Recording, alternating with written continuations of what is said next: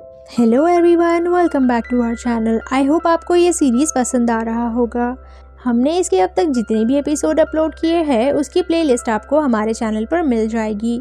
So without any further ado let's start the episode की शुरुआत में चाशेहा और नामदू जलपरी के बारे में बात कर रहे होते हैं।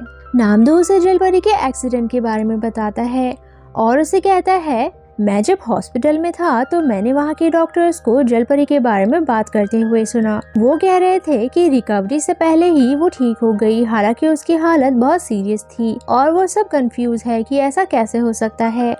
और चाशेहा को भी ये सुनकर बहुत अजीब लगता है। उसे लग रहा था कि वो लड़की ज़ॉम्बी है। वो कहती है कि मुझे लगता है चिमचोंग ज़ॉम्बी है, इसीलिए उसने मुझे काटा था। फिर वो कहती है जुंजे क्यों उसका गार्डियन बन रहा है, जब उसे घर से निकाल दिया था तो उसे वो वापस क्यों ले आया। जिस पर नामदू उसका कंफ्यूजन क्लियर करता है। वो कहता है कि जूंजे को लगता है स्पेन में उसके साथ जो भी हुआ वो सब याद ना आने की वजह उस लड़की से जुड़ी है और वो बस उस लड़की से सच जानना चाहता है और कुछ नहीं। फिर वो दोनों यही सोचने लगते हैं कि आखिर ये लड़की कौन है। यहाँ हमारी जलपरी हॉस्पिटल से बाहर आकर सामने एक औरत को देखती है जो अपनी मर चुकी बेटी के लिए इंसाफ मांग रही थी। और तभी वहाँ हॉस्पिटल का वाइस प्रेसिडेंट आ जाता है और वहाँ के सिक्योरिटी गार्ड को डांटने लगता है। वो उसे कहता है कि क्या तुम्हें याद नहीं, आज बोर्ड के चेयरमैन का बेटा लंदन से वापस आने वाला है और उसके आने से पहले इस औरत को यहाँ से निकालो और इस औरत के खिलाफ हमारे बिजनेस में रुकावट डालने की कंप्लेंट भी कराओ। लेकिन गार्ड इसके लिए मना कर देता है और कहता है हमें ऐसा नहीं करना चाहिए क्योंकि इस औरत ने अभी अभी अपनी बेटी को खोया है। ये सुनकर वाइस प्रेसिडेंट उसे मारने लगता है और उसके साथ बदतमीजी करने लगता है। उसका ऐसा बर्ताव देखकर जलपरी को बहुत गुस्सा आ जाता है और वो तेजी से प्रेसिडेंट की तरफ बढ़ती है, जिसके बाद ये होता है।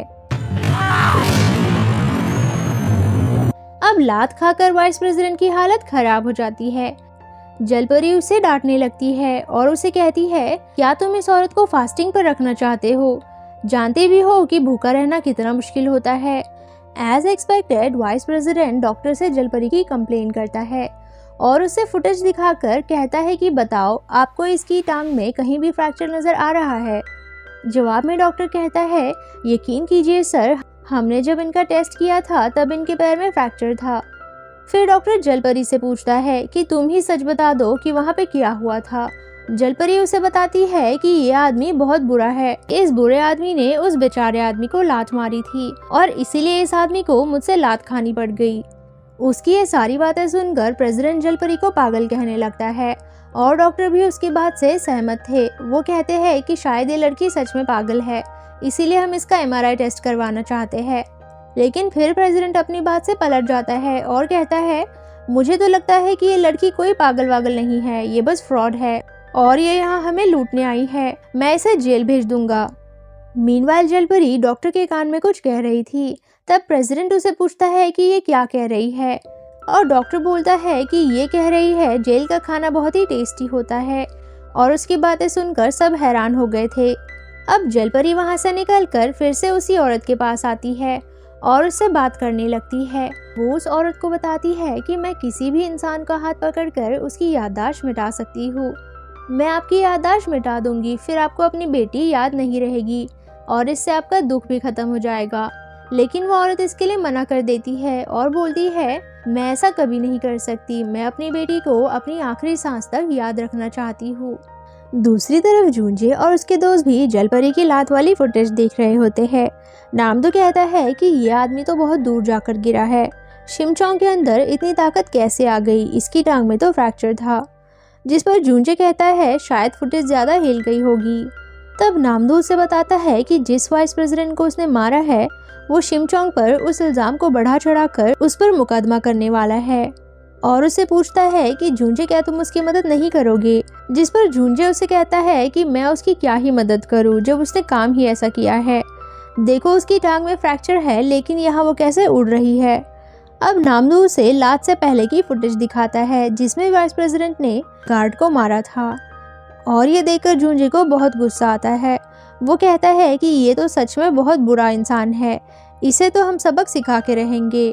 जिसके बाद वो उन्हें अपना प्लान बताता है और अब उनका काम शुरू होता है। वाइस प्रेसिडेंट को चेयरमैन का कॉल आता है और वो उसे डांट रहे थे। वो कहते हैं कि मेरा बेटा ऑलरेडी हॉस्पिटल आ चुका है, वो 10 साल बाद आया है, लेकिन फिर भी तुमने किसी को एयरपोर्ट पर नहीं भेजा। तभी जूनजे इतराते हुए चेयरमैन का बेटा बनकर वहां आ जाता है ताकि वो वाइस प्रेसिडेंट को अपने तरीके से सबक सिखा सके। उसे बुद्धू बनाकर वो उसका फोन ले लेता है और टायो को देकर उसे हैक करने कहता है।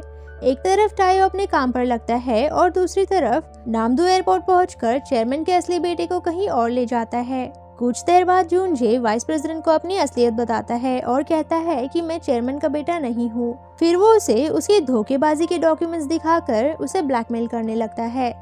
जूनजे उसे धमकी देता है, उस लात मारने वाली लड़की का केस वापस ले लो और उस सिक्योरिटी गार्ड से भी माफी मांगो जिसे तुमने मारा था, साथ ही उस औरत की भी हेल्प करो, और अगर तुमने ऐसा नहीं किया तो मैं ये सारे सबूत सोशल मीडिया पर वायरल कर दूंगा।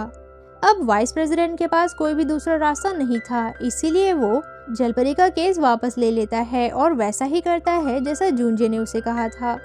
दूसरी तरफ हमारी खाने की दीवानी जलपरी हॉस्पिटल में बैठी खा खाकर अपना पेट भर रही थी।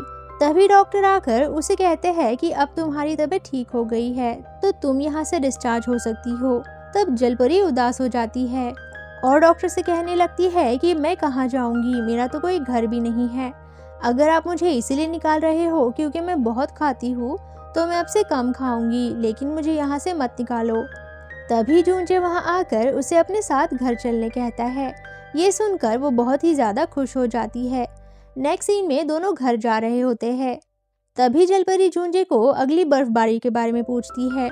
जूनजे उसे बताता है कि अब तो बर्फबारी अगले साल ही होगी, लेकिन ऐसी एक जगह है जहाँ पर अब तक बर्फबारी नहीं हुई है, और उसे वो वहीं ले जाने लगता है।